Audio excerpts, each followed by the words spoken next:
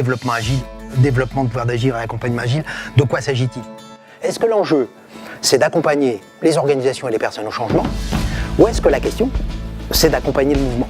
Est-ce qu'il n'y a pas une communauté, une filiation entre les approches du développement du pouvoir d'agir et la question finalement de l'agilité, avec l'idée qu'il n'y aura plus jamais de situation stable?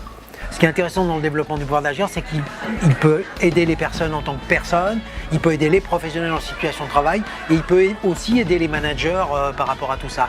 Ça m'a permis de remettre en question justement mes pratiques professionnelles, ça va exactement dans le sens dans lequel je travaille. On fait des esquisses, on ne fait plus des plans. Donc ça veut dire qu'on est dans une radicalité de transformation, vous l'avez compris, cognitive. C'est-à-dire qu'au fond, est-ce que j'accepte de ne pas être sûr là où je vais et de commencer à y aller quand même? Toujours pouvoir agir pour pouvoir éventuellement revenir en arrière avec l'idée que si on n'y arrive pas, c'est pas forcément grave à partir du moment où au fond on a essayé. Pour citer Hannah Arendt, je crois que c'est cela qu'il a cité, c'est agir, c'est commencer. Pouvoir agir par soi-même et pas se laisser porter par les autres.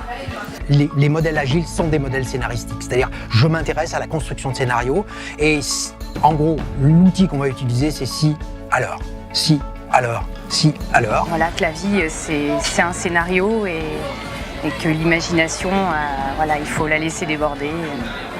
C'est pour que les gens finalement aient le sentiment de pouvoir contrôler quelque chose, d'avoir le sentiment d'être contributeurs à leur propre vie. Il faut qu'ils aient le sentiment de pouvoir agir sur quelque chose qui a des valeurs pour eux et qui correspond à des choses qui sont importantes pour eux. Je pense qu'on a un enjeu de société, un enjeu collectif, parce qu'on donne davantage de pouvoir aux personnes, en tout cas qu'on leur permette, qu'on crée les conditions pour qu'ils puissent s'exercer. Donc nous avons eu un peu plus de 75 participants de tout univers.